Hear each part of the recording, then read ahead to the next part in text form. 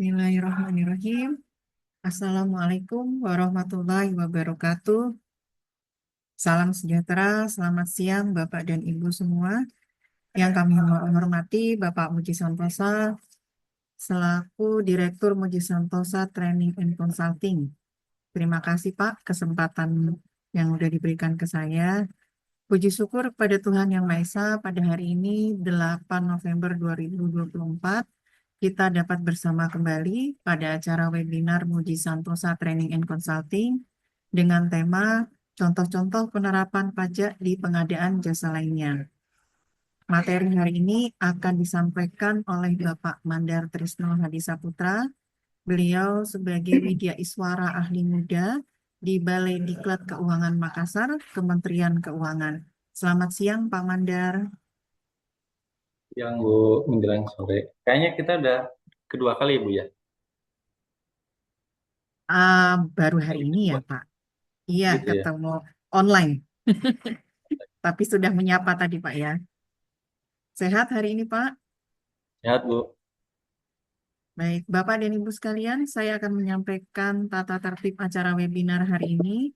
Yang pertama, Bapak narasumber akan menyampaikan materi selama 45 menit, dilanjutkan dengan diskusi dan tanya jawab. Bapak Ibu silahkan menyampaikan pertanyaan dengan mengklik tombol raise hand atau melalui kolom chat.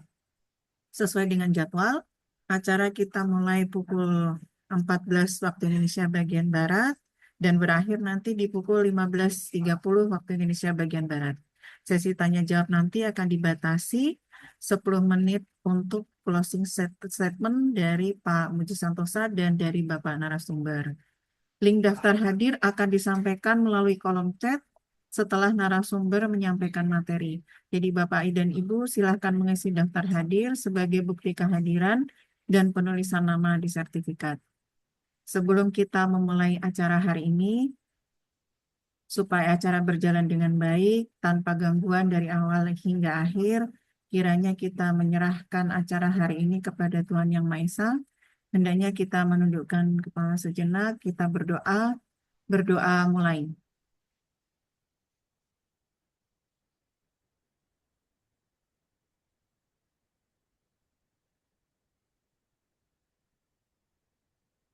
Berdoa selesai. Baik, Bapak dan Ibu, selanjutnya kita akan masuk ke dalam pemaparan materi oleh Bapak narasumber. Kepada Bapak Mandar Trisno Hadi Saputra, dipersilahkan.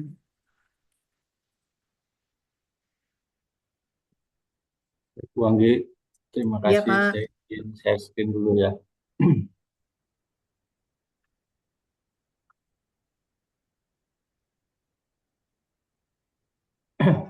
Tertayang Bu, Tayang, konfirmasi Pak. dulu. Tertayang Tayang full Prof. full, Pak. Oke, baik bisa kita mulai ya. Baik, Bismillahirrahmanirrahim. Assalamualaikum warahmatullahi wabarakatuh. Selamat Waalaikumsalam warahmatullahi siang wabarakatuh. dan Siang, Pak. sore bagi Bapak Ibu yang mungkin berada di wilayah tengah dan timur ya. Eh, Terima kasih kesempatan yang saya berikan. Kali ini kita mau ngobrolin mengenai contoh-contoh penerapan pajak dalam pengadaan jasa lainnya. Di perpajakan pun juga ada istilah jasa lainnya, ya, PPh 23, PPh jasa lain. Eh, tapi perkembangannya di proses pelaksanaan pengadaan Bapak Ibu belum tentu semuanya itu eh, termasuk kategori jasa lain. Sebelum kita masuk lebih jauh, izin perkenalkan terlebih dahulu. Nama lengkap saya Mandar Trisno Saputra, saya seorang Widesuara, tadi sudah disampaikan oleh Bu Anggi.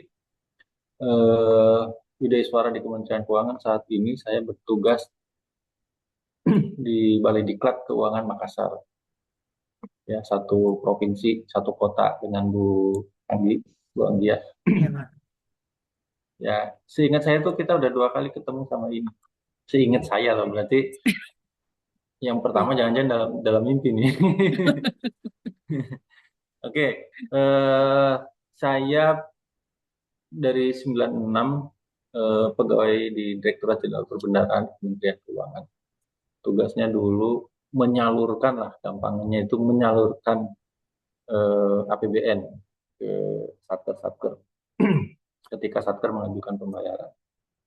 Pernah juga jadi bendahara, terus saya di perbendahara itu penyuluh perbendaharaan dan trainer ya, atau fasilitator akuntansi pemerintah.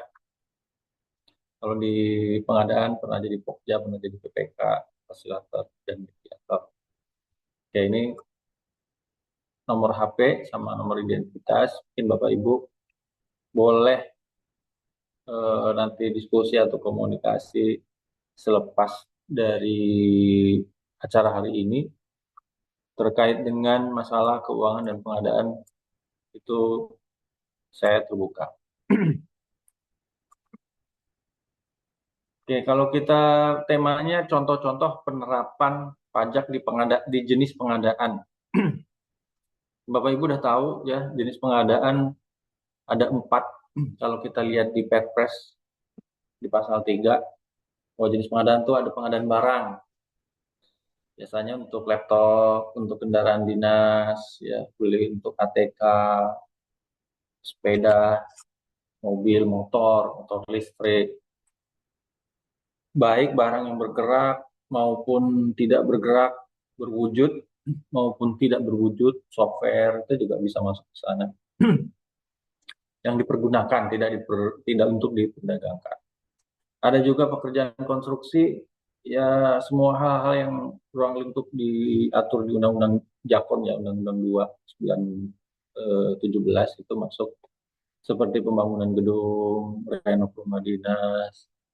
Nah, cuma nanti menarik, ada pekerjaan-pekerjaan mungkin Bapak Ibu punya anggaran belanja pemeliharaan, bukan belanja modal pembangunan gedung atau bisa biasanya pemeliharaan ya. Karena kalau modal gedung, renov gedung itu biasanya lebih ke pekerjaan konstruksi. Tapi kalau yang pemeliharaan, kalau di PUPR 22 itu kan ada istilah pemeliharaan dan ada istilah perawatan. Pemeliharaan itu mempertahankan kondisi, perawatan itu memperbaiki kerusakan. Jadi mesti ada yang rusak. Nanti di situ di perawatan itu ada istilah rehabilitasi, ada restorasi, ada renovasi. Nah, di antara 4 itu bisa saja kita menganggapnya itu pekerjaan konstruksi sudah betul. Tapi ketika urusan perpajakannya, dia larinya ke jasa lainnya. Ya, ini berbeda perpajakan jasa lainnya dengan jenis pengadaan jasa lainnya. Nama terminologi katanya mirip. Jasa lainnya tuh kalau PPh-nya tuh PPh 23. Kemudian konsultansi yang olah otak ya, brainware. Nah, yang keempat nih jasa catering. Sorry, jasa lainnya. Kalau menurut kacamata jenis pengadaan, jasa non konsultasi atau jasa yang membutuhkan peralatan, metodologi khusus, dan atau keterampilan dalam satu sistem tata kelola yang telah dikenal di dunia luas untuk menyelesaikan satu pekerjaan. Contohnya jasa catering, jasa keamanan, cleaning service, perbaiki laptop, printer, jaringan, termasuk juga perbaikan-perbaikan gedung. Nah, jadi nanti ada irisan nih, yang mana yang masuk ke pekerjaan konstruksi, dia sebentar dulu ini ada typo.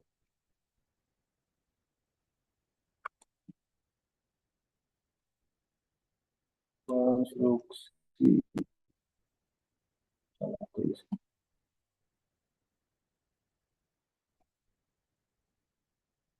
Ya, konstruksi. Ada nantinya jenis pengadaannya pekerjaan konstruksi, tapi dia ke jasa lainnya. Tapi kalau lazimnya kalau dia pekerjaan konstruksi, ya pajaknya PPh final, tidak ke jasa lainnya. Nanti yang mana nih yang masuk ke jasa lainnya? Ya, dari pajaknya loh ya. dari pajaknya jasa lainnya. Tapi kalau jenis pekerjaan yang dikenakan pajak jasa lainnya, kalau dari Kementerian Keuangan itu dikelompokkan ke dalam jasa lainnya. Bentar dulu nih, saya mau ngecek dulu konfirmasi Bu. Saya cek ulang, agak sedikit bermasalah. Iya, tampilannya Pak. Iya, tampilannya. Ntar nih, saya stop share. Tampilannya, kita ulang lagi.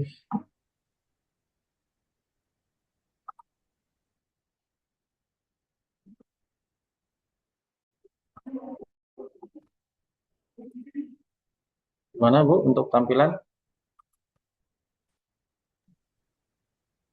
Materinya belum muncul Pak. Baru layar depan. Oke, sudah muncul? Muncul, tapi belum Sudah muncul slideshow Bu? ya. Muncul Pak, tapi bukan slideshow. Muncul dua layar. Oke, Sudah layar tampilan full. full. Sudah, sudah. Oke, kita lanjut. Nah, ini hubungan ya antara jenis belanja dengan jenis pengadaan. Nah, yang mau kita bahas ini kan perpajakan di jenis pengadaan jasa lainnya, kan gitu. Jadi Bapak Ibu melihat kegiatan pengadaan itu kan dilihatnya dari alokasi belanja. Alokasi belanja sih apa aja sih? Ini setidaknya ada belanja operasional dan ada belanja modal, ya. Ada pembagian, ada belanja pegawai, kemudian ada belanja barang dan jasa,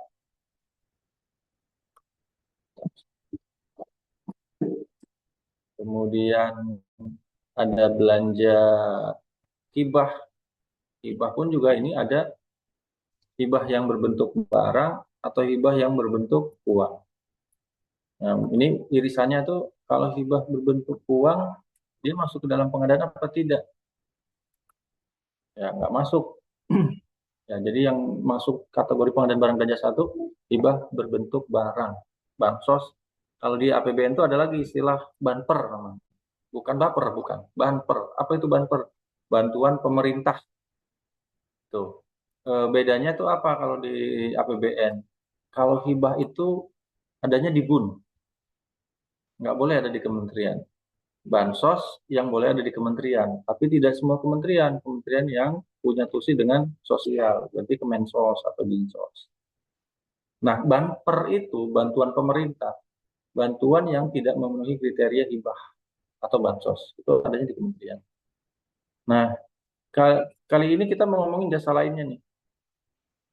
Jadi jasa lainnya itu, kalau dilihat dari alokasi jenis belanja, itu adanya di belanja barang dan jasa, tidak belanja modal. Karena belanja modal itu pasti akan menghasilkan aset. Kalau menghasilkan aset itu, dia di belanja modal. Jadi postur pembagiannya itu, kalau untuk belanja, itu ada, langsung meloncat jauh ya. Kita dulu. Ada belanja barang dan ada belanja operasional dan ada belanja modal. Jadi semua yang ada di belanja modal akan menghasilkan aset. Jadi jasa lainnya itu apakah menghasilkan aset? Menurut saya tidak. Yang akan menghasilkan aset itu kalau dilihat dari jenis pengadaan tuh dari jenis pengadaan barang, konstruksi, konsultan akan menghasilkan aset. Kalau jasa lainnya itu kalau di bagian akun standar itu tidak menghasilkan aset. Oke ya. Nah, sekarang hubungannya dengan aset. Jenis pengadaan tadi jasa lainnya tidak menghasilkan aset. Kalau barang itu dia bisa ke persediaan, bisa ke peralatan mesin, bisa ke aset tetap lainnya, beli tanaman, beli kuda, itu kan, beli hewan, ya, termasuk eh, pekerjaan konstruksi itu ada untuk macam-macam ya, karena tanah, gedung, jalan itu masuknya ke konstruksi, mulai dari pematangan lahan, ya, pembangunan jalan, jembatan, itu semua masuk ke konstruksi. Nah, konsultan ini nanti terbagi dua nih. Ada konsultan yang menghasilkan aset, ada konsultan yang tidak menghasilkan aset. Nah, konsultan yang menghasilkan aset itu kan biasanya konsultan perancangan, konsultan pengawasan, gitu ya, survei, mungkin kalau outputnya peta. Nah, tapi di luar dari itu, nah dia masuk ke jasa lainnya kalau kaitannya perpajakan, gitu ya. Nah, ini jenis-jenis belanja. Jadi kalau jenis pengadaan tadi kita ulang, jenis pengadaan jasa lainnya, yaitu berasal dari mana? Berasal dari belanja barang dan jasa. Bapak Ibu kan punya tuh belanja barang dan jasa. Nah, ini untuk KL dulu nih. Di KL tuh posturnya belanja barang dan jasa itu terdiri dari belanja barang, nanti ada operasional dan operasional, di situ ada belanja jasa. Di subnya belanja jasa, itu juga ada belanja jasa lainnya. Gitu. Jadi jasa lainnya itu ada belanja jasa lainnya, ada jenis pengadaan jasa lainnya, ada PPh tiga jasa lainnya.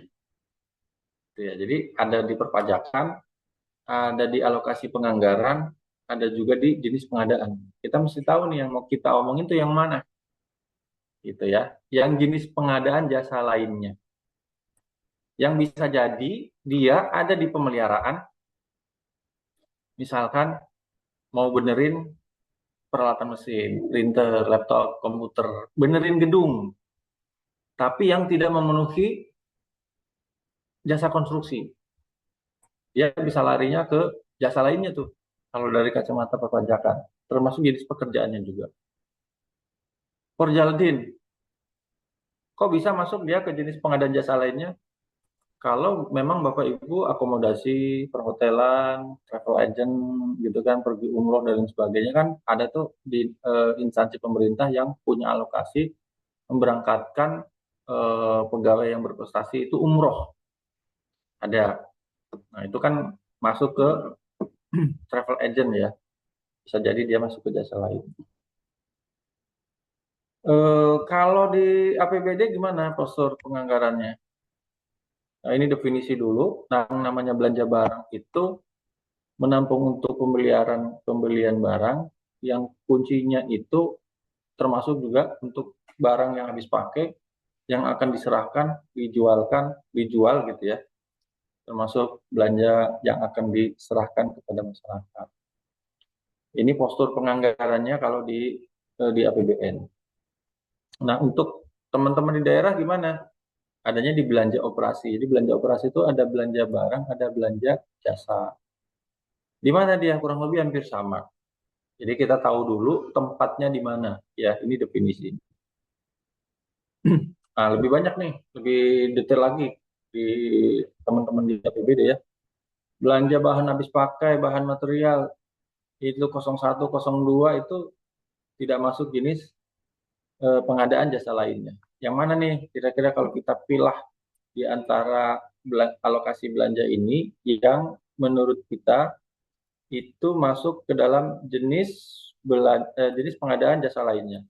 Yang ini ya, belanja cetak pengadaan, fotokopi, ya, nyetak buku, itu masuk ke sana. Nih, pengeluaran-pengeluaran juga makan minum, pakaian dinas, pakaian kerja, ya itu masuk kategori jenis pengadaan jasa lainnya, termasuk pajaknya juga umumnya lebih dekat ke jasa lain.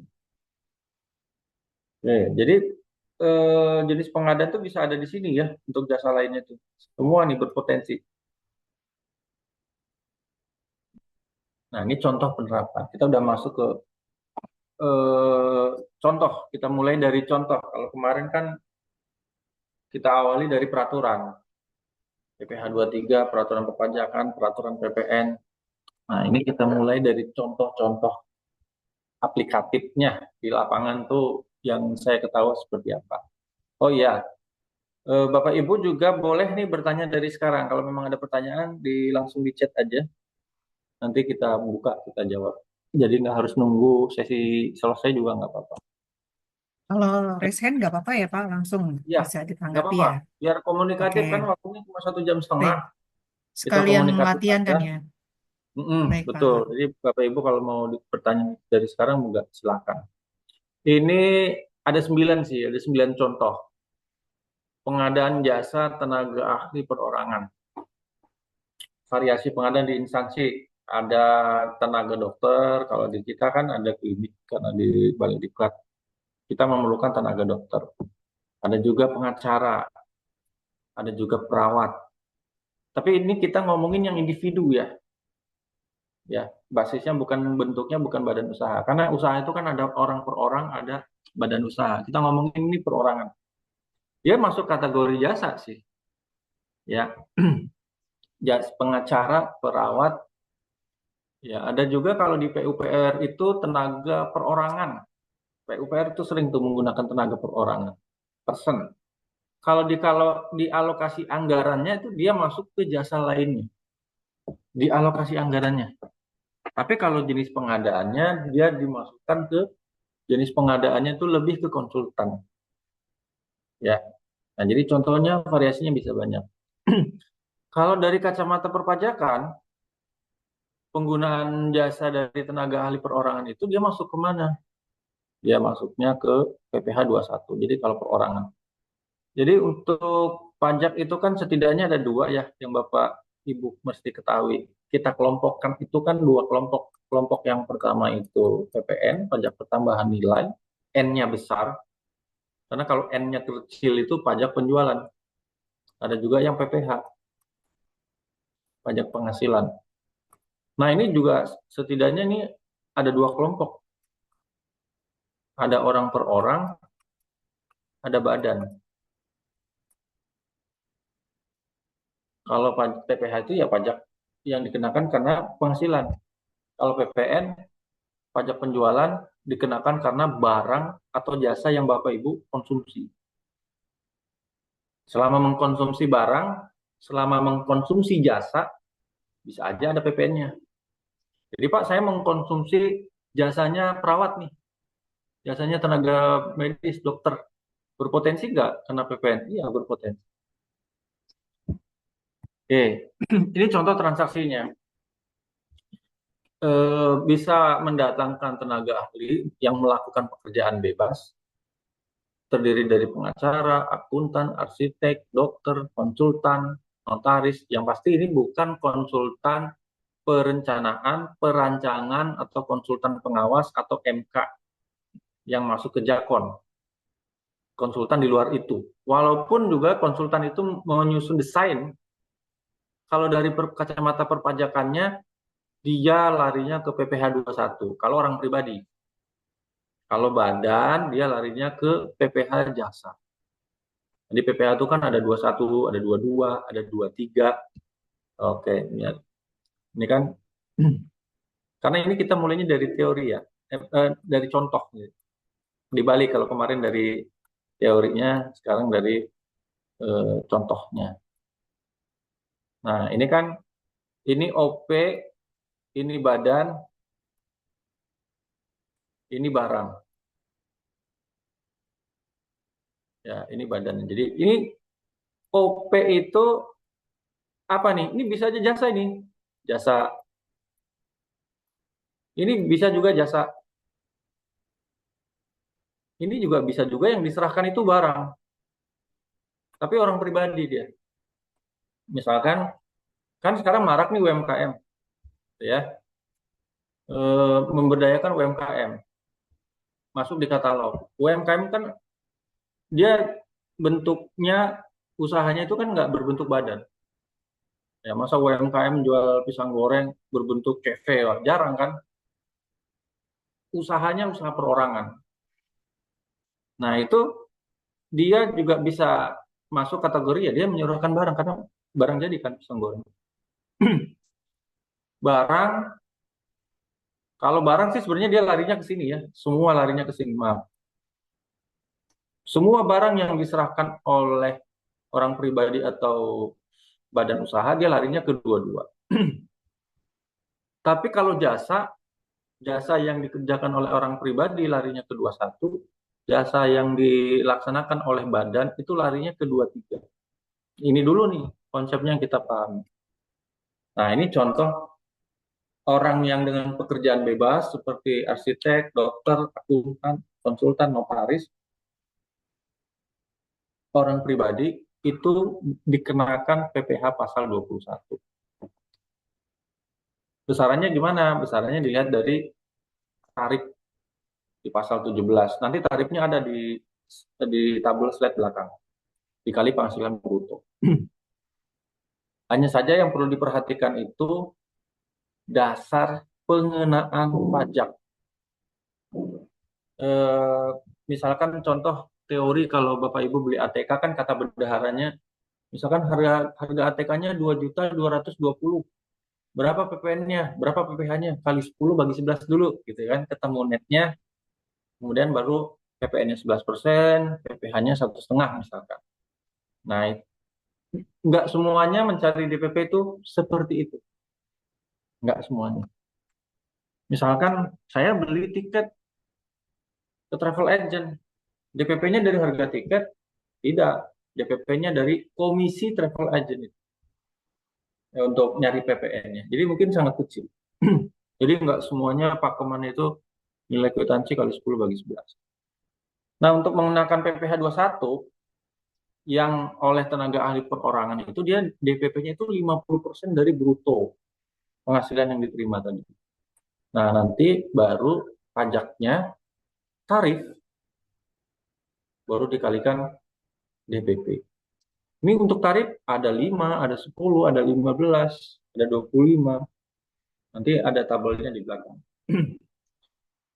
Jadi sekali lagi, yang ini konsultan, ini arsitek, ya. Ini kan dekat dengan pekerjaan konstruksi. Ini kan arsitek kan konsultan perancangan. Tapi ini dia yang orang pribadi yang tidak memiliki izin usaha konstruksi atau SBU dan sebagainya. Jadi larinya ke perorangan. Jadi ini semua jasa yang dikerjakan oleh orang pribadi, dia lebih dekat ke pasal 21. Kecuali konsultan konstruksi ya.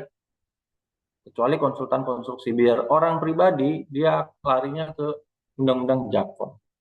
Karena syaratnya kan kalau penyedia konstruksi itu, kalau dulu harus punya IUJK, harus punya SBU. Oke. Wah, ini bukan TA perorangan ini. Ini contohnya seragam. Kita dulu, saya perbaiki dulu.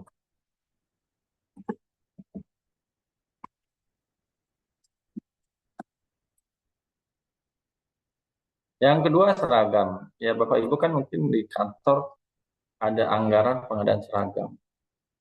Variasinya bisa banyak tuh. Ada yang ke penjahit langsung atau ke jasa maklon, atau juga ada yang bahannya dibeli, kemudian nyuruh orang untuk menjahit. Nah itu beda tuh. Kalau individu sekali lagi, dia larinya ke PPh 21. Bahannya ya berarti ke PPh 22. Tapi kalau kita ngomongin ini badan usaha yang memberikan jasa menjahit, ini contohnya nanti, misalkan Dinkes melakukan kontrak gitu ya untuk pembuatan seragam dengan PT Valino, dia jasa maklon nih. Kemudian bahan baku kainnya berasal dari Dinkes. Ya, jadi Dinkes ngasih bahan baku, nih kainnya, terus dia yang jahit. Kemudian ini berbentuk badan ya. Kemudian PT Malino tuh menyediakan bahan tambahan, mungkin puringnya dan sebagainya. Nah, untuk biaya menjahitnya itu total imbalan yang disepakati itu 33.300.000, terdiri dari biaya jasa pakuan 25 juta, bahan tambahannya 5 juta, PPN-nya 11%. Karena 25 tambah 5 itu 30. Ya, PPN-nya 11, jadi total berapa? Nah, ini perhitungan pajaknya itu adalah karena ada ongkos pembuatan baju jasa maklon jasa maklon ini masuk ke PPh 23. Kalau kita lihat di PMK 141, kita buka 141, ada sekitar 61 jenis jasa, ya, 61 jenis jasa. Tapi ini bukan kacamata ini ya, jasa lainnya di pengadaan, kan?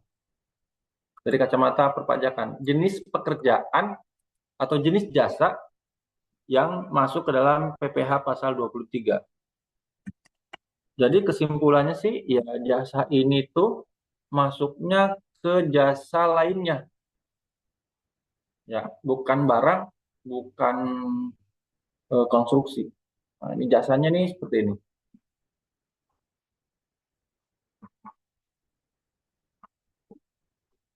Nah, jasa penilai, appraisal. Siapa tahu Bapak Ibu mau ada urusan pembelian tanah, pembebasan tanah, gitu kan? Menggunakan jasa appraisal atau notaris atau PPAT, gitu kan? Kalau dilihat dari kacamata pengadaannya dia masuk pengadaan PBJ pengecualian, tapi kalau nanti giliran masalah pajaknya, larinya ke 23. Jenis pengadaannya pun sama. Jadi ini jenis jasa lainnya. Nah, semua jasa yang masuk di sini, menurut saya ini jenis pengadaannya ya jasa lainnya juga. Ya, kita lihat aja yang mungkin ada di instansi Bapak Ibu. Appraisal, jasa aktuaris, kemudian perencanaan tata kota, arsitektur landscape, ya. Kemudian, nah ini jasa outsourcing sekarang lagi ngetren karena honorer itu tidak dibolehkan lagi dengan peraturan Permen-Pan RB, gitu ya. Sekarang ada PPPK, kebutuhan-kebutuhan yang tidak dipenuhi oleh PPPK atau PNS seperti driver, ya, security dan lain sebagainya itu disarankan menggunakan outsourcing. Ini ada jasa outsourcing, jasa penyedia tenaga kerja. Kemudian ada jasa dubbing, ya, suli suara. Kemudian ini ada jasa perawatan software hardware, sudah pasti. Nah, yang menarik yang ini, yang Y dan Z. Apa itu? Ini jasa instalasi, ya, pemasang listrik, telepon, dan lain sebagainya, yang dilakukan oleh wajib pajak, atau ini bisa kita definisikan penyedia, gitu ya. Gitu. Selain ruang lingkupnya di bidang konstruksi. Kalau Bapak Ibu lihat di bidang konstruksi itu kan, kalau dulu ada namanya SBU kan, sertifikat badan usaha. Ya, kalau konstruksi itu dia BG. BG-nya bagi berapa? Ada juga SBU yang untuk spesialis.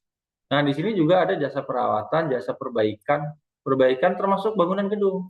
Nah, ini kan. Jadi yang mana nih Pak, perbaikan bangunan gedung yang dilaksanakan oleh selain yang lingkupnya di bidang konstruksi. Jadi kalau perawatan, perbaikan gedung, wajib pajaknya atau penyedianya itu memiliki SBU, berarti kan dia klasifikasi usahanya itu di bidang konstruksi. Masalah kualifikasinya dia usaha kecil, menengah, besar, sepanjang klasifikasinya dia di bidang jakon, dia punya SBU, maka dia larinya ke PPh final, baik orang maupun badan. Tapi yang selain, berarti membuktikannya apa Pak? Selain dia nggak punya SBU, dia larinya ke sini. Kalau di konstruksi, dia larinya ke konstruksi, itu pajaknya lebih kecil. 1,75 final. Kalau ke sini, kenanya itu 2%. Orang kan pasti akan milih yang lebih kecil. Ya, jadi kalau dia mau yang lebih kecil, pasti dia akan ngurus SBU. Kalau dia nggak ngurus SBU, ya akan dikenakan jasa lainnya. Tapi pajaknya menjadi lebih besar. 2%. Kan lumayan, 0,5%. Nah, ini jasa perawatan kendaraan. Jadi kalau Bapak Ibu motor rusak, benerin mobil, ya, motor dinas, mobil dinas, dia masuk jasa. Secara umum, ya masuk jasa. Tapi saya sampaikan tadi, jasa yang dikerjakan oleh orang pribadi larinya nggak ke PPh 23, tapi dia larinya ke PPh 21. Jadi yang dimaksud di sini tuh yang dikerjakan oleh badan usaha. Jadi beda, Bapak Ibu motor mobilnya merek Honda atau Toyota, dibawa ke dealer Toyota, dibenerin servis bulanan, ya pakai CV kan Toyota itu kan berbentuk badan usaha. Dia larinya ke 23. Tapi kalau benerin motor di bawah bengkel ke pinggir jalan, kan ada tuh orang pribadi yang punya bengkel. Dia larinya nggak ke 23, dia larinya ke 21. Nah, nanti ini contohnya kita dari situ. Ya. Ini jasa lainnya, terus apalagi contoh sehari-hari. Saya hapus dulu ya. Agak. Jadi ada 60 jenis jasa yang dikerjakan oleh badan usaha, dia masuknya ke PPh 23, PPh jasa lainnya. Nah, ini cleaning service ya, bisa jadi Bapak Ibu juga ada kebutuhan itu. Jasa catering. Ini jasa catering. Untuk pengadaan makan minum. Oke, nanti kita bahas. Seandainya Bapak Ibu ada eh, apa pengadaan barang, pengadaan jasa di kantor yang tidak masuk ke dalam 60 jenis ini, misalkan bingung, Pak, saya rapat nih, akomodasi di hotel, itu jasa atau bukan? Iya, itu jasa. Masuknya kemana? Ternyata dari nomor 1 sampai 60 itu nggak masuk. Tapi di sini udah ada jasa sapu jagat. Apa jasa sapu jagat? Jasa selain jasa-jasa di atas. Gitu. Jadi fokus semua jasa yang nggak masuk di atas dari nomor 1 sampai 60 itu, sepanjang dia dibayarkan oleh APBN APBD, tetap kena objek PPh pasal 23. Oke, ini jasa dulu ya dari kacamata PPh jasa. Kita masuk lagi ke tadi. Ya. Dia masuk jasa maklon tadi ada di situ. Hanya saja yang dikenakan jasa itu apa? Khusus nih Bapak Ibu, khusus jasa-jasa yang 62 tadi, pengenaan PPh-nya itu tidak dari nilai kontrak. Tapi mesti dipisah antara bahan, materialnya berapa gitu ya. Terus upah atau gaji upah. Terus kemudian ini fee, mungkin bahasanya bisa fee, bisa manajemen fee, bisa profit, atau bisa service, ya, bisa macam-macam.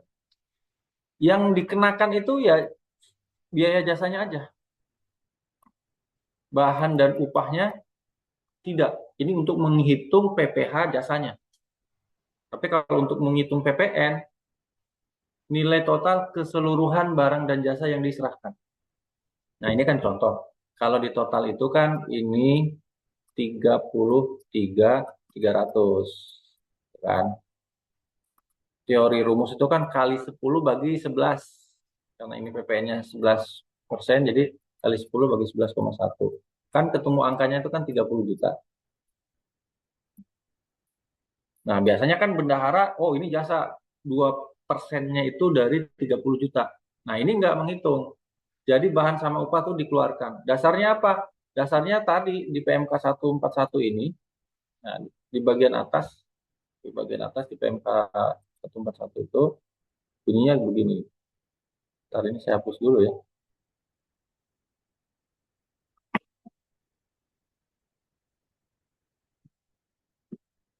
Saya hapus dulu.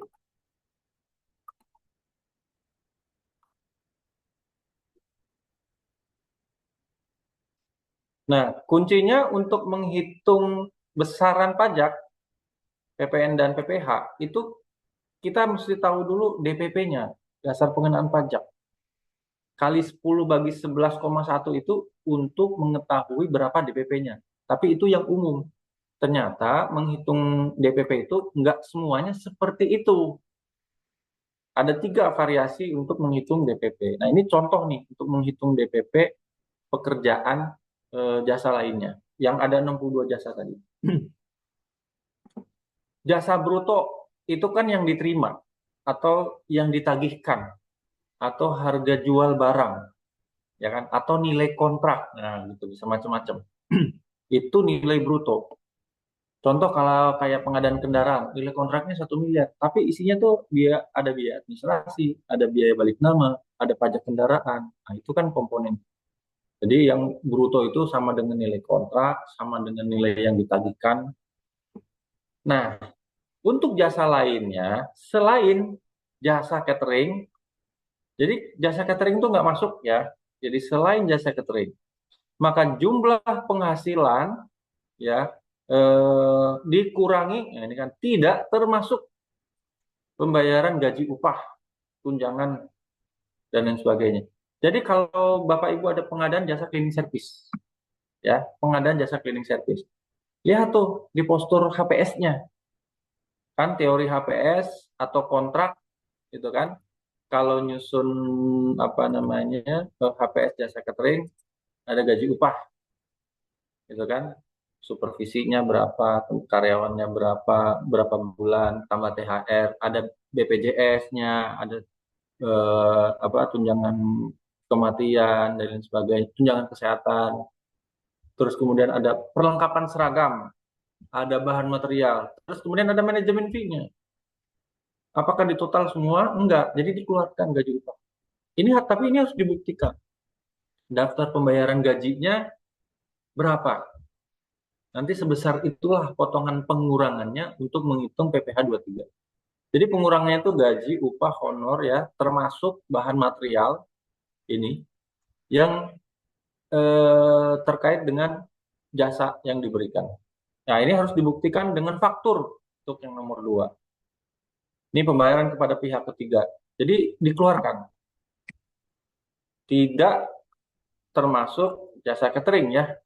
Nah, ini karena di sini ada bahan, maka dikeluarkan dia bahan itu. Ini ya, dikeluarkan, tidak dihitung sehingga waktu menghitung PPh 23 jasanya yang dikenakan dari sini. Yang ini gimana? Yang ini nanti dikenakannya PPh 22. Ini kena PPh 23. Jadi satu transaksi pengadaan barang dan jasa itu pajaknya itu bisa aja lebih dari satu. Enggak, karena ini jasa tunggal, PPh 23. Rugi nantinya. Ini 2%. Ini 1,5%.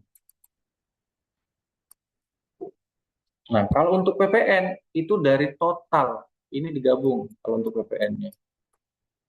Oke, jadi ini contoh perhitungannya. Oh, untuk ongkosnya kena 23.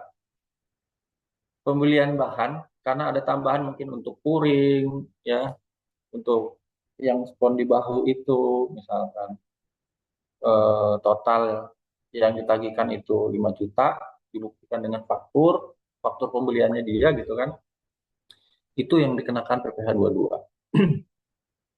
Sebesar itu. Oke, kemudian kita lanjut, monggo ya kalau sudah ada yang mau bertanya, ada yang mau resen, boleh silakan. Contoh yang ketiga, ini kita ada 9 contoh. Yang ketiga, pemeliharaan. Bapak Ibu kan ada pemeliharaan peralatan mesin, ada pemeliharaan gedung kantor yang lazim nih. Nanti variasi di lapangan, tadi yang saya sampaikan, ada yang perawatan pemeliharaan gedung, ya kan? Itu kan masuknya kalau di jenis pengadaan itu kan pekerjaan konstruksi. Dia harusnya PPh-nya final, PP 5, 1. Tapi catatan, membuktikan dia penyedia jakon, itu kan harus memenuhi klasifikasi usahanya, ya kan? Dia harus ada SBU-nya, harus ada IUJK-nya dulu. Kalau sekarang kan NIB apa ya, tersertifikasi ya. Itu juga menjadi syarat. Yang dimaksudkan di sini yang dilakukan oleh penyedia selain. Berarti dia tuh nggak punya SBU, nggak punya klasifikasi konstruksi. Tapi dia bisa ngerjain pekerjaan konstruksi. Nah, itu larinya kemana? Dia larinya ke PPH 23. Ya. Nah, itu untuk gedung kantor. Ada juga varian halaman kantor yang mungkin potong rumput, ya, nggak masuk konstruksi. Bongkar pagar, ngecat pagar, bisa masuk konstruksi, PPH final. Tapi ketika dilakukan oleh penyedia yang tidak memiliki klasifikasi usaha jakon, maka dia tidak ke PPH final, tapi ke PPH jasa. Ada peralatan, ada pemeliharaan kendaraan. Tadi udah saya contohkan, Bapak Ibu bawa kendaraan Toyota, bawa ke servis Toyota, badan. Ada juga yang diperbaiki di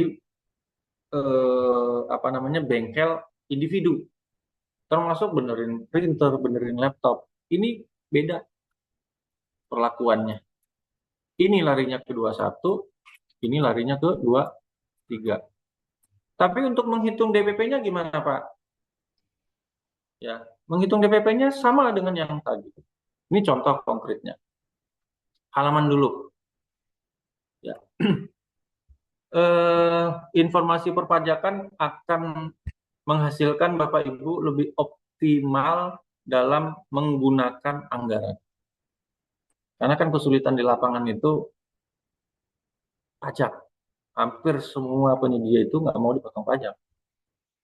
Ya kan, Bapak Ibu beli barang di Indomaret 5 juta. Menurut bendaharanya harus dipotong PPh 22. Indomaret mau nggak dipotong PPh 22? Nggak mau. Apalagi si ininya, si tellernya.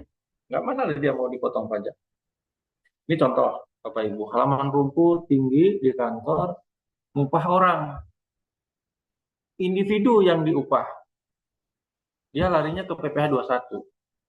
Tapi kalau badan yang disuruh, dia masukinnya ke jasa lainnya 2%. Nah, kita lihat nih, ada per 16 ya.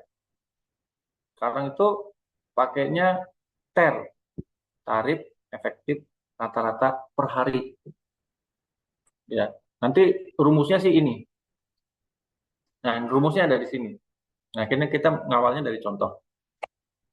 Ada satu contoh transaksi, Bapak Ibu potong rumput di halaman, bersih-bersih halaman, orang itu diupah.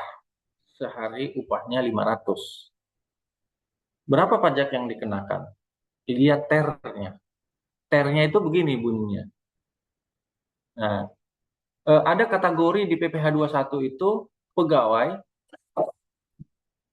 kemudian bukan pegawai,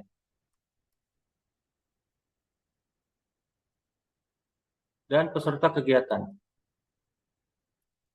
Jadi kalau ngomongin PPh 21, Bapak Ibu itu kelompokkan dulu orang itu ke dalam 3 model.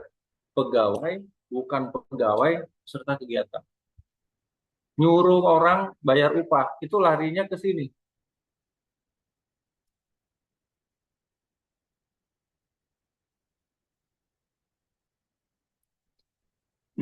Ini tidak dibayar bulanan, ya kan, benerin potong rumput. Ini perhatikan dua rumus ini. Kalau penghasilan yang diterima sehari, gitu ya, ini antara 0 sampai 2.500.000, maka dia ngikut TER harian. Kalau lebih dari 2.500.000 sehari, maka dia DPP-nya 50% dari bruto. Ini DPP nih. Nah, yang saya kotak merah kecil. Baru dikenakan tarifnya, tarif PPh 17. Ini tarifnya tabelnya ada di belakang. TER harian itu ada dua. Nah, ini TER harian ini ada dua. Kalau sampai 450, maka tarifnya 0, dikenakan PPh 21 tapi tarifnya 0. Ya. Di antara 450 sampai dengan 2.500.000 itu tarifnya 0,5. Nah, jadi balik lagi ke tadi. Kalau upah motong rumput itu sehari sampai 500.000, maka kan berarti dia di atas TER yang 450. Berarti dia dikenakan 0,5%. kali 6 hari kali upah per harinya. Hanya kena 15.000. Nah, emang di tempat Bapak Ibu upahnya sampai 500.000 untuk motong rumput seharian? Kan enggak, ya kan? Nah, jadi ini optimal Bapak Ibu.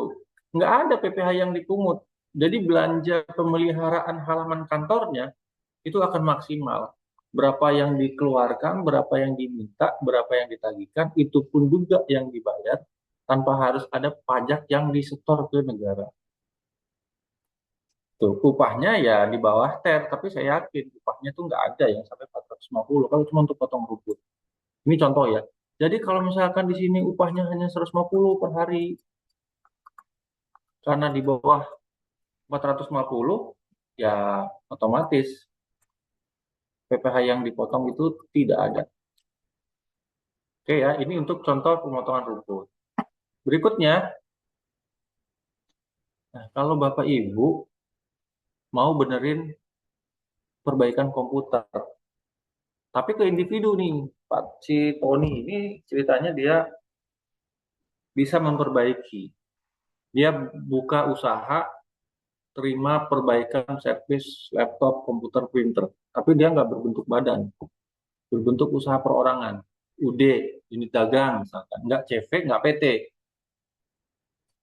Komputer Bapak Ibu rusak, dibawa ke sana. Berapa pajak yang dikenakan? Kalau nilai yang ditagihkan itu umum, 5 juta, maka dia nanti akan kena dari 5 juta. Tapi dicari DPP-nya dulu.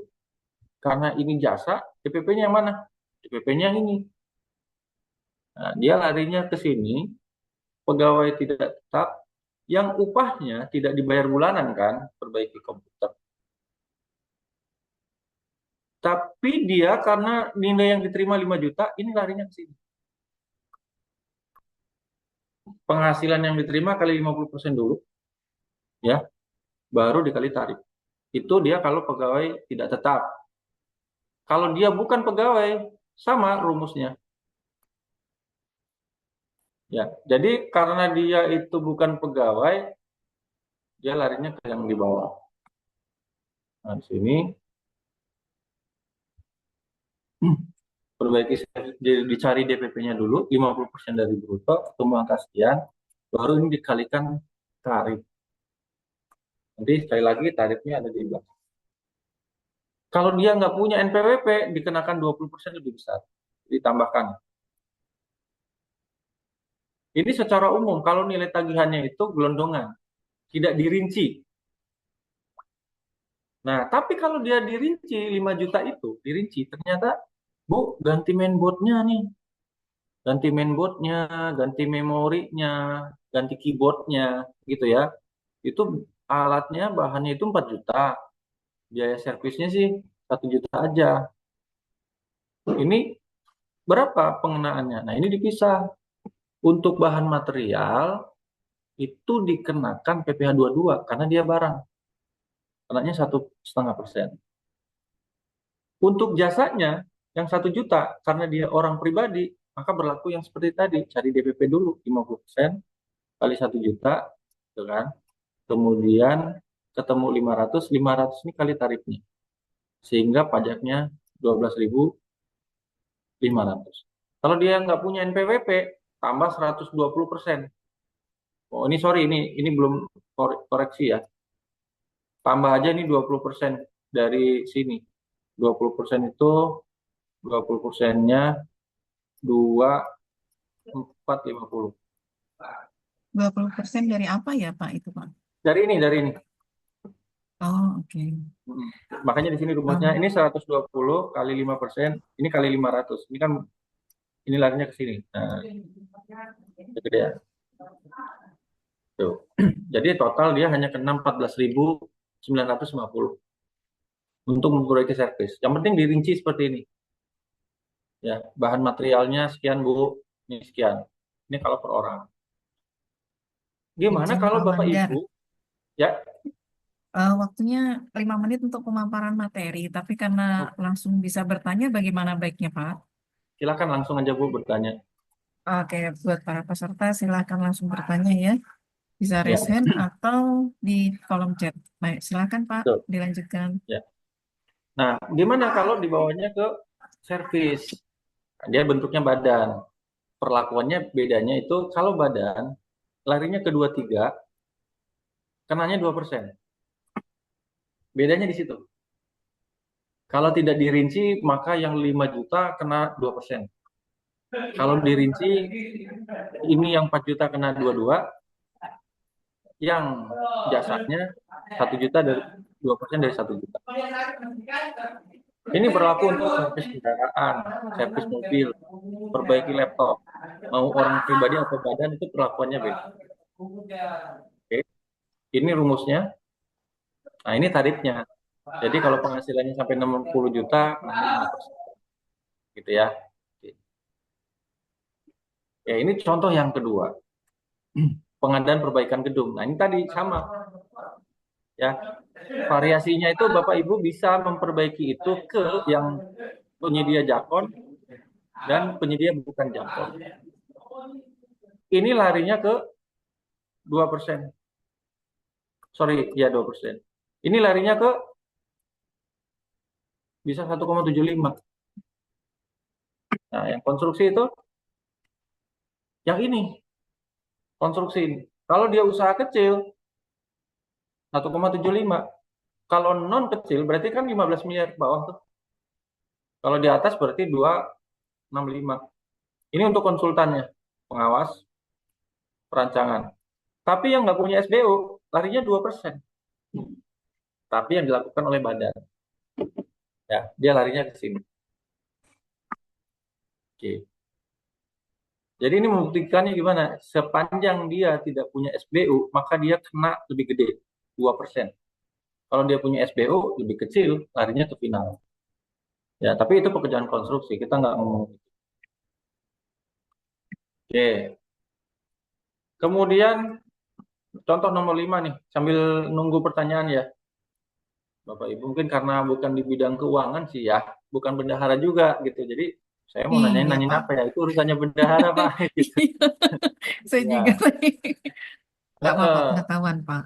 Paling kalau di pengadaan itu teori menyusun HPS-nya, karena kan harus memperhitungkan Ah iya, PPN. iya. Nah Hmm. itu bagaimana Pak ya? Di nyusun HPS kan ada selalu bilang begini. eh, Bagaimana PPh-nya? Apakah langsung dimasukkan di HPS apa tidak gitu? Nah, kalau untuk PPH itu nggak boleh masukkan dalam HPS. Ini kalau saya nge-coach gitu ya, terus evaluasi japung-japung itu, ketika di OJT ngelihat aturan apa dia di indikator 1 kompetensi perencanaan kan ada tuh menyusun perkiraan harga gitu ya, Ya, itu kok memasukkan sudah termasuk PPH gitu. Saya tanya maksudnya apa? Harga itu udah masuk PPH atau enggak? Iya Pak, nggak boleh tuh. Kenapa? Kan di sini ada teori penyusunan HPS di Perlem 12 itu. Yang ya. boleh dimasukkan itu hanya PPN saja. Nih, tidak Hmm. boleh memperhitungkan biaya tak terduga, biaya apa, itu nggak boleh. Yang boleh itu hanya biaya tidak langsung, profit, dan PPN. PPH nggak boleh. Yang mana Pak yang namanya nggak boleh ada PPN, apa, PPH-nya? Bentar. Nah, ini di sini. Nah, ini kan jelas di sini. HPS tidak boleh memperhitungkan biaya tak terduga, biaya lain-lain, dan PPH.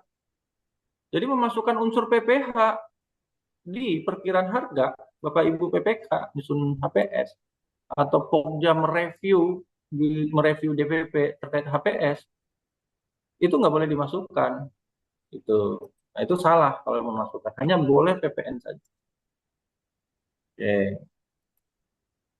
Tapi dikenakan PPH itu karena dia menerima penghasilan.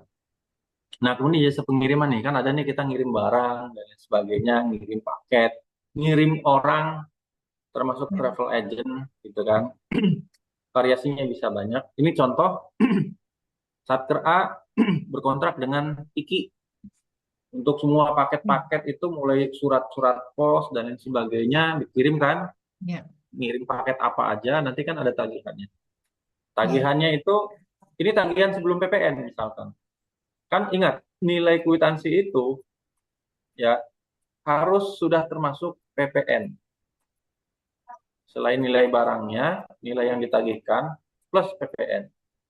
Ini asumsinya nilai yang ditagihkan. Oke. Nah, PPN-nya berapa? Khusus jasa pengiriman, PPN-nya tuh 10%.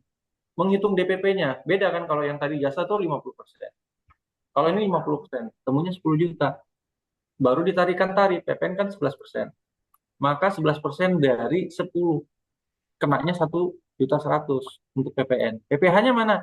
PPh-nya pasal 23 tetap 2%. Tapi dari nilai total Itu untuk yang kita. persentase pengali untuk dasar pengenaan pajaknya di aturan yang mana, Pak? Nah, di sini ada aturannya. PMK 71 2022. Di situ diatur tuh untuk menghitung DPP jasa pengiriman gitu ya. Itu adalah 10%. Jadi kalau Bapak Ibu berangkatin orang umroh, dinasnya, kantornya, itu waktu ngitung PPN-nya itu 10% dari DPP.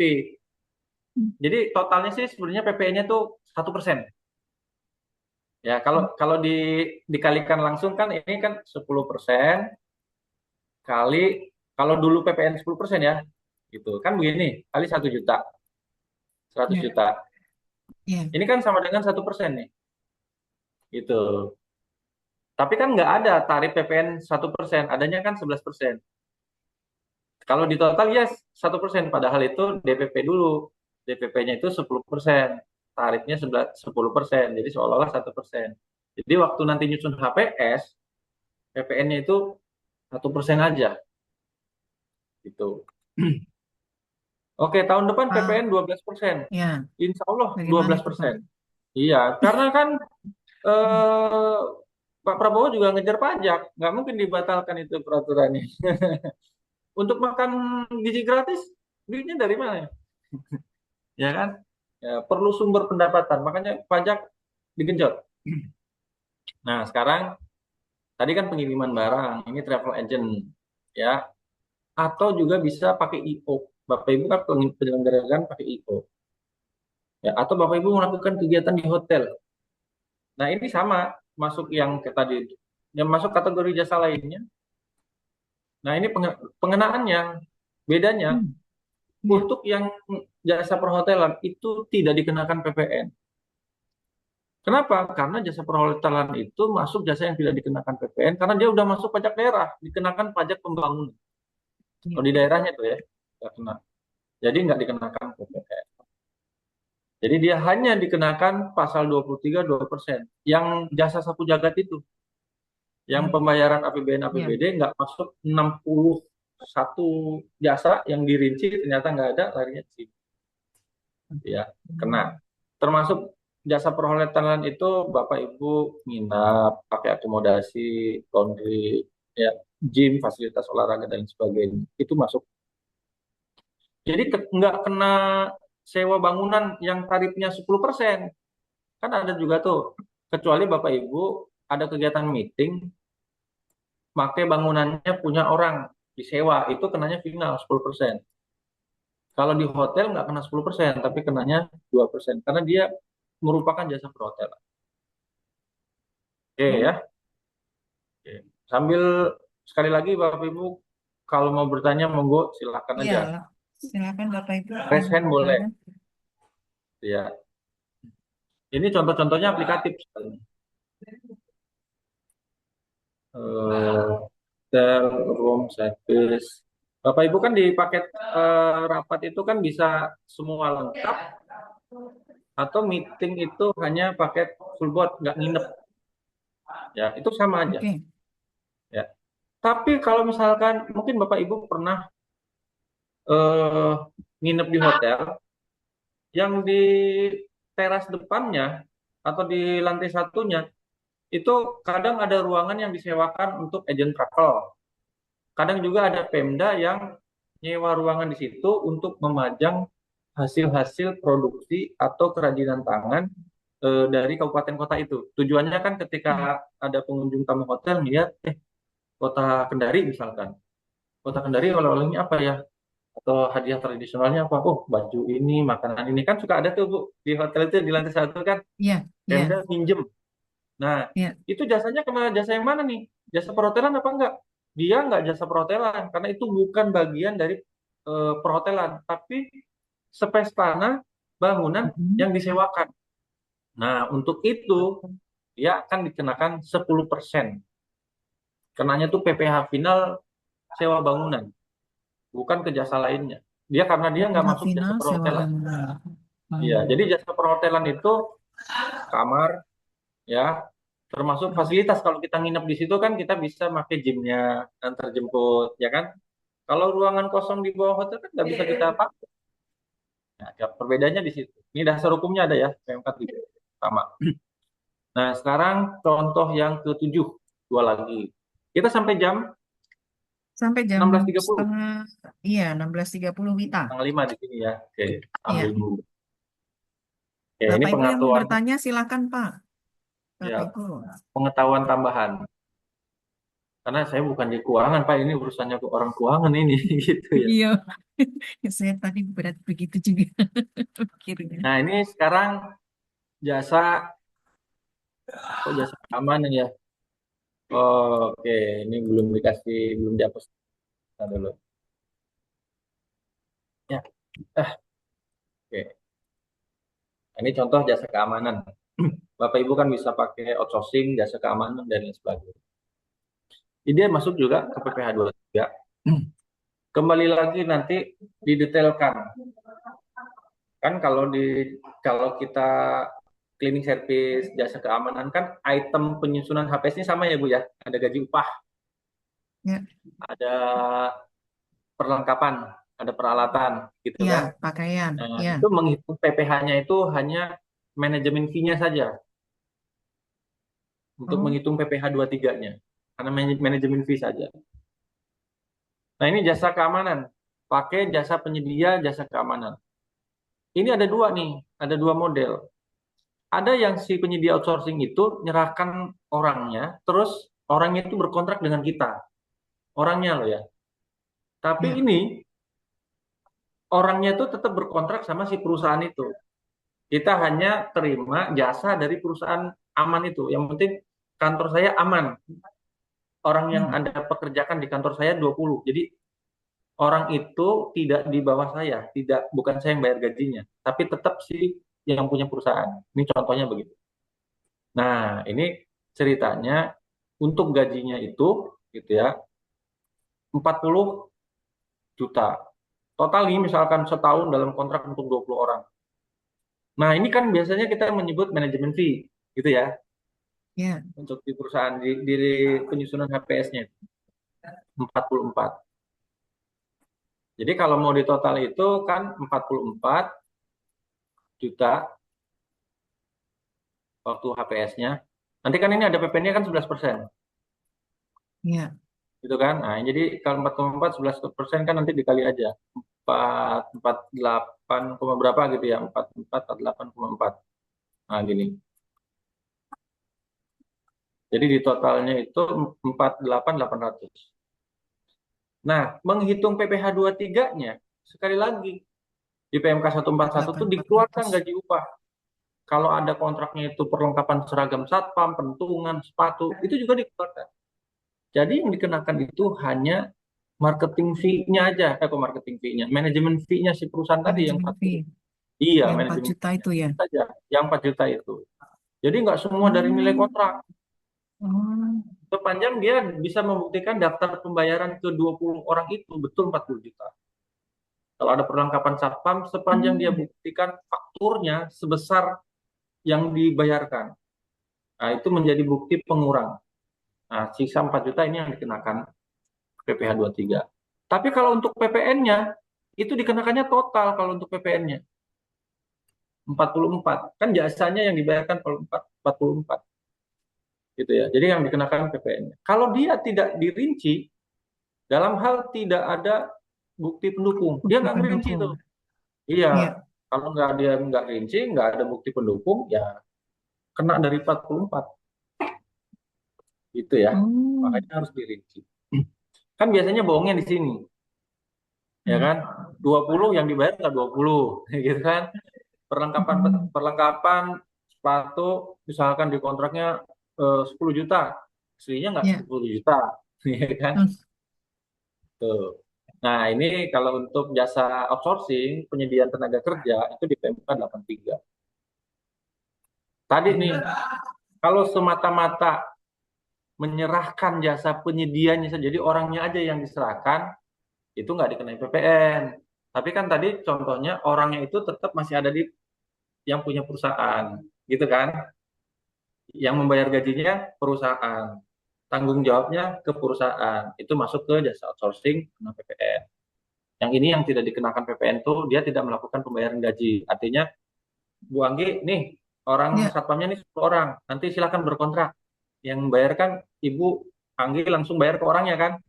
Oh, Nah, oke. itu masuk tenaga kerja yang tidak dikenai PPN. Kalau yang seperti itu. Oke.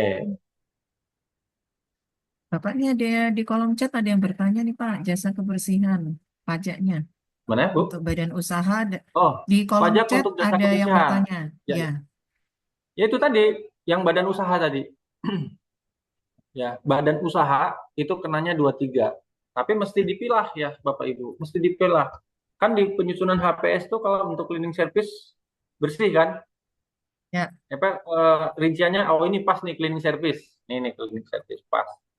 Kurang lebih hampir sama.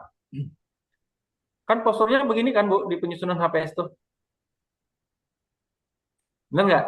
Mungkin ya, tambahannya kan eh, seragam, perlengkapan, ya kan? Kalau gaji upah itu ya, kan ada THR, ya kan? Begitu. ya Nah, ada THR. ya betul. Kelompok garis besarnya kan Hmm. begini, ya. Makanya kontraknya mesti dirinci. Nanti pengenaan eh, pajaknya gimana? Kalau PPN sekali lagi, PPN itu dari nilai total. Tapi kalau PPh-nya menurut 141, kecuali bukan jasa catering, itu dikeluarkan tenaga kerja. Tapi ini harus dibuktikan. Gaji daftar gaji ya, itu. Ini bahan harus dibuktikan dengan faktur pembelian. Benar nggak dia beli barang itu 80 juta beli bahan materialnya. Kalau kurang ya hanya sebesar faktur yang bisa dipertanggungjawab pengurangnya. PPh 23-nya kenanya di sini doang nih. Nah, gitu. PPh tiga karena badan usaha ya Pak ya. Ya karena ini kan badan usaha. Badan usaha, ya. Iya. Kalau orang pribadi nggak orang pribadi PPh satu larinya. Tapi Ya. ya Pak cleaning service orang pribadi gitu. Kan manajemennya banyak, biasanya berbentuk badan. Tapi kalau individu-individu dia larinya ke PPh satu. Nanti tinggal lihat gaji bulanannya masuknya ter mana. Jadi nggak dari total 1,4 miliar PPh 23-nya. Manajemen fee-nya saja. Ya, jadi kalau kita dari sini kan kegedean motong, kasihan penyediaan. Oke, itu cleaning service ya, Pak Ibu atau bisa lagi Pak. Nah, ini yang terakhir nih, makan minum. Makan minum itu variasinya banyak. Ada makan minum pasien, ada makan minum narapidana, ada peserta diklat, BIMTEK, ada tiket jaga untuk kepolisian, ada pelaksanaan untuk operasional, macam-macam. Ini ada yang berbentuk bahan mentah, ada yang berbentuk udah jadi, ya kan? Nah, kita ngomongin yang udah jadi aja, karena kalau bentuknya bahan mentah, kan dia nggak masuk ke jenis pengadaannya jasa lainnya. Maksudnya kan Jasa pengadaan lain, barang, ya. gitu. Ya, Ya, kan kita ya, nggak bahas itu. ya, Dari yang ya. udah jadi. Yang udah jadi, Bapak Ibu, variasinya di lapangan bisa banyak. Ini toko kue nih maksud. Bapak Ibu bisa aja belinya ke warung, rumah makan, gitu ya, rumah makan Ya, Padang misalkan, atau ke restoran. Kan sekarang bisa beli kemana aja kan Bu ya? Atau ke jasa ya. catering, atau ke toko kue. Snack rapat, snack box, toko kue bisa, jasa catering bisa, restoran juga bisa, warung juga bisa. Nah, ini tidak semuanya itu PPh tiga, tidak semuanya PPh tiga. Kan warung tuh ada yang orang individu buka warung kan, seperti yang tadi Ya, ada UMKM individu bengkel. jualan pisang goreng, Ya, ya jualan ya. apa semua. Itu individu, dia nggak boleh lari ke 23, dia larinya ke 21. Sorry sorry sorry. Karena yang dikasih itu misalkan nasi kotak, ya Ya, kan, snack box, kan barang yang diserahkan. Berarti dia ya. larinya 22. Tapi kalau Dua-dua. badan usaha, dia tetap larinya nggak ke jasa, nggak berubah, tetap ke jasa. Jadi larinya 23 dia. Kalau yang ini ya, maaf, jasa catering nih. Nah, ilustrasinya begini. Belanja makan minum, belanjanya ke jasa catering. Apa itu jasa catering? Nah, jasa catering,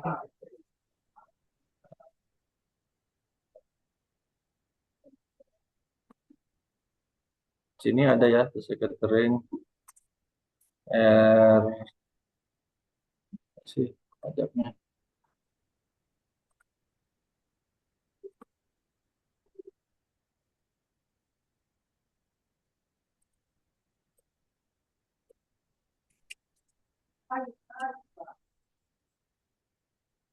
Oke. Ini di PMK 70, makan minum. Kita bisa beli di restoran, kita bisa beli di warung makan, kita bisa beli di rumah makan, bisa juga ke jasa catering. Jadi variasinya ada satu kelompok restoran, rumah makan, warung, dan sejenis. Yang kedua jasa boga atau jasa catering. Yang ketiga adalah toko kue. Nah ini nih, yang nggak termasuk pasal di atas. Toko swalayan, pabrik makan minum, termasuk toko-toko kue yang menyiapkan itu. Termasuk kita lounge di bandara kan tuh menyiapkan makanan. Itu jasa catering juga bukan, restoran juga bukan gitu ya. Jadi ada tiga kelompok di sini. Nah, nanti itu definisinya ya. Jadi sekali lagi Bapak Ibu, toko kue, rumah makan itu bukan jasa catering. Ada tiga kelompok ya. Kelompok satu, rumah makan, warung, resto. Kelompok dua, khusus jasa catering. Toko yang ketiga, toko kue. Ini membuktikannya gimana? Membuktikannya di izin usahanya, di NIB-nya, klasifikasi usahanya dia jasa catering atau bukan. Kalau jasa catering, badan, maka dia masuk ke dua-dua. Badan, karena khusus badan kalau dua tiga itu. Kalau dia individu, jasa catering, dua-dua. Karena dua tiga itu mesti badan, nggak bisa perorangan. Dia menyerahkannya penyerahan barang. Nanti variasinya silakan. Ini jasa catering, berarti PPh-nya 23.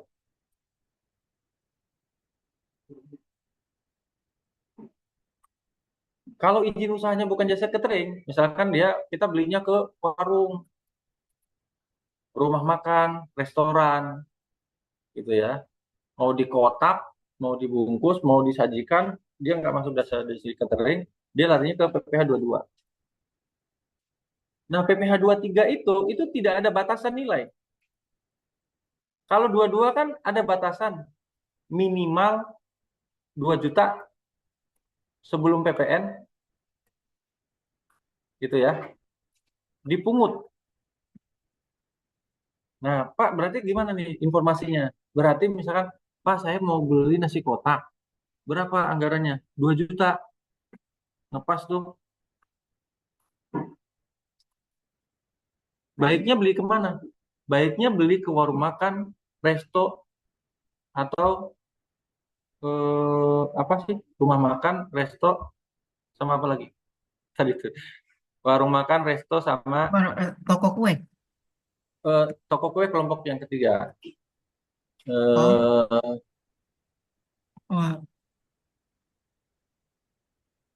Eh, oh, warung, warung, rumah makan, warung. oke. Resto, rumah makan, warung. Jadi belinya ke situ. Kalau belinya ke situ, dia berarti bukan jasa catering. Oke, dia larinya ke 22. 22 menurut PMK 231, bendahara itu mungut kalau di atas 2 juta. Karena transaksinya 2 juta, berarti tidak kena PPh. Tapi kalau 2 juta Ya, itu ibu belinya ke jasa catering, pakai CV mm-mm. jasa catering, ya kan? Ya, Dia ya. didepannya jasa catering. 2 juta, maka kena tarif 2%. Berarti kan Ini, penggunaan anggarannya kan nggak optimal. ini beda Ya sama nggak? yang tadi yang ada dasar pengenaan pajak tuh beda lagi ya, Pak? Beda kan Kalau nggak ini. berlaku tuh untuk jasa catering. Dikeluarkan bahan baku materialnya. Oh, ya. Oh, oke, Ya, oke. ya kan di 141 udah bilang kan tidak Ya, berlaku. ya. Jadi kalau untuk jasa catering itu nggak dikeluarkan bahan sama upahnya. Jadi dihitung Hmm. semuanya.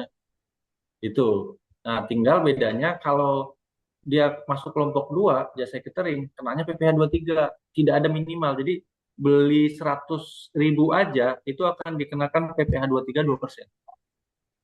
Tapi kalau belinya Hmm. bukan ke jasa catering, ke restoran, ke warung makan, ke rumah makan, karena di Nggak bawah usah 2 juta, maka tidak kena PPh 22. dua-dua.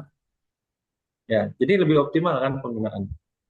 Itu Ya. perbedaan perlakuan rumah makan dengan restoran. Nah, bagaimana kalau toko kue? Toko kue itu nggak masuk definisi tadi. Ya, warung makan, restoran itu termasuk jasa yang tidak dikenakan PPN. Jadi berapapun nilainya nggak ada PPN di situ. Tapi giliran toko kue beda lagi. Toko kue nggak masuk situ. Jadi toko kue itu berpotensi kena PPN. Ya, kapan satu barang atau jasa dikenakan PPN? Kalau penyediaannya PKP, gampangnya itu. Kalau penyediaannya bukan PKP, maka setiap transaksi kita itu tidak ada PPN.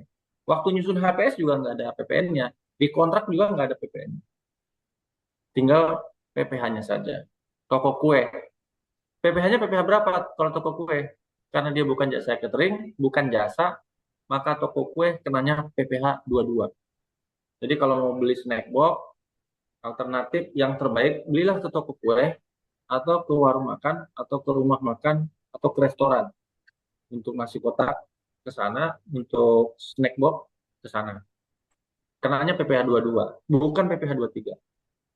Kalau PPh 23 itu berapapun kena.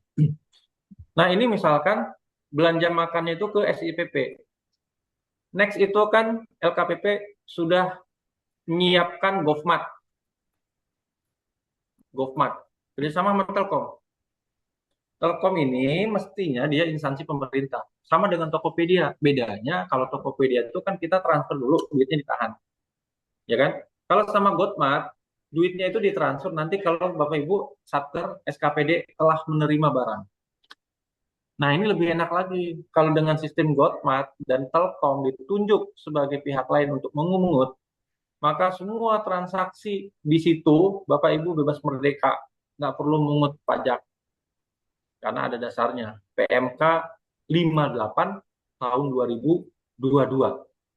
Ya, untuk bacain ini baca PMK 58 2022. Tuh, nah, ini dikit lagi.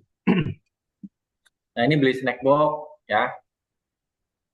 Ini ada khusus lagi nih. Kalau si penyedia itu omsetnya kurang dari 4,8 miliar, dia boleh meminta surat keterangan nih untuk tidak dipotong sebesar tarif 1,5 atau 2%. Ini harus ada surat keterangan dari KPP karena omsetnya kurang dari 4,8 miliar. Kalau ini ada, maka yang dikenakan itu hanya 0,5% saja. Hemat 1%, lumayan bagi penyedianya. Jadi bisa penyedia itu bisa aja, tapi dia larinya nggak ke PPh 22, PPh final. Semua yang punya SKB, peredaran bruto tertentu, Bapak Ibu punya fotokopinya yang sudah dilegalisir dari penyedia, maka mau jasa kek, mau barang kek, kenanya PPh final 0,5%. Peredaran Oke, ini bruto toko tertentu kue. itu apa, Pak? Kenapa Bu? Peredaran bruto tertentu itu apa? Omsetnya. Oh, oke. Omsetnya si perusahaan itu dalam setahun nggak sampai 4,8 miliar, dia memilih Mm-mm. mengajukan surat keterangan untuk tidak dipotong sesuai tarif. Kalau dua-dua kan 1,5. Kalau jasa Ya. kan 2%. Nah, dia Hmm. dipotongnya kalau punya surat keterangan itu, dia dipotongnya Hmm. 0,5%. Itu. Hmm. Tapi SKPD, Satker harus minta surat keterangan yang diterbitkan Oh, dari tadi KPP. KKP. Ya, kalau nggak ada surat keterangan itu, motongnya normal. 5 menit lagi, Jadi, Pak. ya ini toko kue ya. Jadi Bapak Ibu, Ya. pemungutan pajak itu bergantung kepada cara pengadaan, swaklola atau penyedia. Metode pemilihan, kan ada e-purchasing, ada Hmm. bukan e-purchasing, ada toko daring, SIPP. Kalau dulu kan namanya bela pengadaan, ya kan? Sekarang ke depan itu LKPP menginisiasi GoFmart dengan telepon, dengan Telkom. Itu beda perlakuan pajaknya, meskipun barangnya sama. Tergantung kualifikasi usahanya. Kalau kecil dia minta surat keterangan 0,5%. Kalau pakai GoFmart kita nggak perlu mengungut. Kalau masih manual 1,5. Tarifnya bisa beda-beda. Jadi pajak itu bergantung cara pengadaan, metode pemilihan, kualifikasi, dan mekanisme pembayaran UP atau LS. Ini eh, penjelasan detailnya yang tadi, yang restoran. Nah ini nggak masuk kita bahas karena barang, bahan pokok kayak napi, narapidana. Rumah sakit kan ada yang beli bahan pokoknya, nanti dia masak sendiri. Karena nggak masuk jenis pengadaan jasa lainnya, nggak kita bahas. Oke, baik. Dari saya Baik. mungkin cukup. Tadi juga sudah ada pertanyaan di sela-sela materi ya, karena Ya. mungkin pesertanya bukan orang pengadaan, bingung. Saya mau nanya apa nih? Gitu. Betul, Pak. Mungkin bisa kesimpulan, Oh ini Pak. ada tanya nih. Konsultan Oh, perencana mana pengawas yang nggak punya surat yang keterangan surat non PKP bagaimana? Nah ini kita lihat dulu nih. yang punya, Pak? Kalau PKP itu ya PKP itu konteksnya kita ngomongin PPN, pajak pertambahan nilai. Ya, semua barang dan jasa yang diserahkan bukan oleh PKP maka tidak ada PPN. Pasal 4A Undang-Undang PPN, PMK 231 2019 ngomongnya begitu. Semua barang dan jasa yang diserahkan oleh penyedia non PKP maka tidak ada PPN yang dikenakan. Catatan, kontraknya mesti dipastikan tidak ada PPN-nya. Waktu nyusun HPS mesti dipastikan PPN-nya tidak ada di situ. Karena prinsipnya gini, orang yang bukan PKP tidak boleh menambahkan PPN di harga jualnya. Misalkan saya sama Ibu Anggi sama-sama jualan pisang goreng, sama-sama pergi ke pasar terong beli bahan, beli tepung, minyak gorengnya sama, harga jualnya sepakat satu potong 1.000. Ibu Anggi memilih PKP, maka harus menjualnya 1.110. Karena Ibu Anggi harus nambahin PPN 11%. Saya tidak memilih PKP karena omsetnya kurang dari 4,8 miliar, PMK 168 ya, yang sudah dirubah dengan 173. Nggak memilih PKP, saya nggak boleh menambahkan PPN di harga jual. Jadi saya jualannya tetap 1.000. Ibu Anggi 1.110. Orang akan beli kemana? Akan beli ke saya, harganya lebih Non murah. KP. Ya. Iya. Dengan duit 12.000 beli ke saya dapat 11 pisang, ke Bu Anggi dapat 10 pisang.